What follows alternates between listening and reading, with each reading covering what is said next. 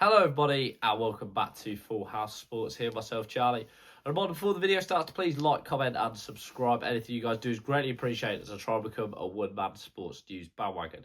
Now overnight we had some crazy news, I guess, in the world of MMA, which was that Nate Diaz will return to the octagon, or return to the cage, I guess, because we don't know what shape it will be yet.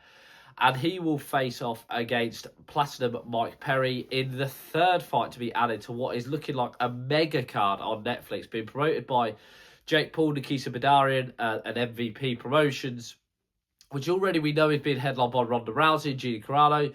We had the news last week that Francis Ngannou is going to be retained on this card as well against Felipe Lins.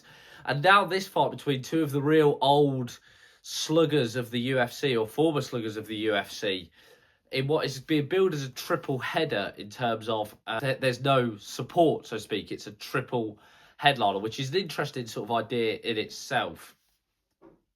A lot of people have been talking about this week in the MMA world because I think it's timing is everything in life in general, not just in sport, but in life. And I think MVP's timing of these recent fight announcements has been nothing short of superb.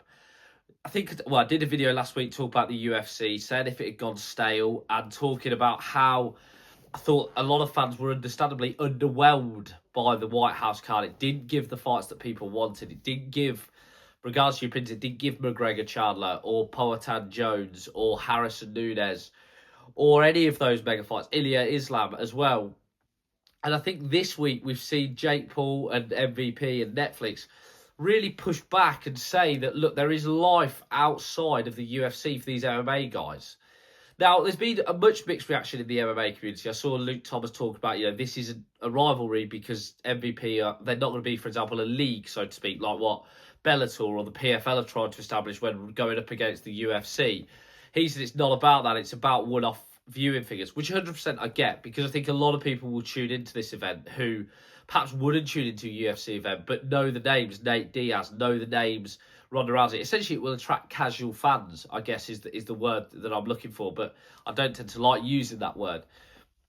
I think the other thing is the names, though. I think what they can do, and someone else came with this opinion, which is if these guys, the UFC, see these massive one-off paychecks, similar to how sort of boxers get these one-off paychecks, is there going to be fighters looking at their contracts and going, look, can I free myself of these shackles? Can I get out of this contract and come and fight in a one-off fight on Netflix and earn a lot more money than I would earn in the UFC, for example, which for so long has been criticised for its fighter pay setup and the way it treats its fighters.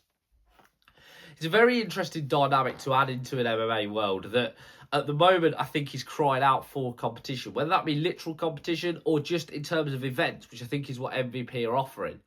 I think a lot of people, I did a video and I do believe that the UFC has gone slightly stale.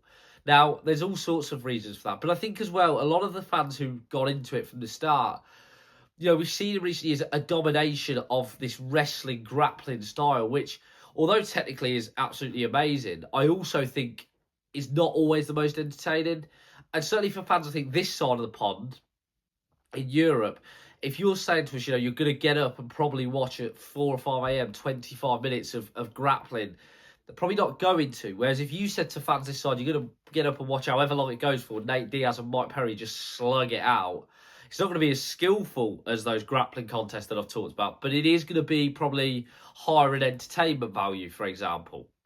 I think the return of Ngannou as well is very interesting. Funnily enough, myself and my friend, who is a massive MMA fan, much bigger than I am, we were discussing this the other day and saying, is he done? Is he looking at this and going, look, I've made my money off the Fury and AJ fights. I don't need to get in the cage anymore. He obviously had that one-off fight in PFL. Well, it doesn't seem to be that way. He seems to be that he's gone with... Yes, Lindsay's not a great opponent. I think that's a fair thing to say. He's available, I guess.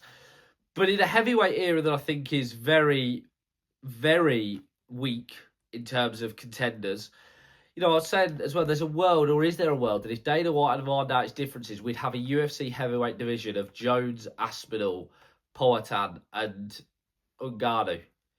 And how incredible would that be? But we don't have that, and we've got to sort of accept that. I think Ngannou will beat Lins quite easily. I think he'll probably deliver a highlight reel KO. I don't really know about Rousey Carano because both probably in reality quite a shot to bits. But listen, you have to commend them for putting the fight on. And Nate Diaz, Mark Perry, again, yes, it's not great, but I think it'll be an interesting development. I also think what's an interesting development is what happens next. What do MVP do? They've used these old UFC guys as sort of bait, for example, for Jake Paul. You know, Tyron Woodley, I don't know, obviously, as well. Ben Askren, but sadly, obviously, he's not with fighting anymore. But there is, I think, ample opportunity out there for guys like this. We saw Colby Covington moaning at the UFC. You know, I'm not on the White House card. They've shelved me for 14 months. Would he be looking at an event like this? Because, again, he's a huge ticket seller. They're sort of names that I expect to see on these MVP cards. A little bit like the old days of Bellator, when you had, like, the Grand Prix setup and you had, like, Fedor taking on Chael Sonnen. And you were going, well, they're both over the hill, but they're huge names. You wanted to see these fights. And I think that's where this MVP, they're going to fill in that hole that maybe has been missing for a while for fans of a different sort of persuasion of MMA. So I'm looking forward to the card. I really am. I think it will serve its purpose. As always, guys, let us know what you think. Please like, comment, and subscribe. Anything you guys do is greatly appreciated as I try and become a one-man sports news bandwagon. As always, have a great day.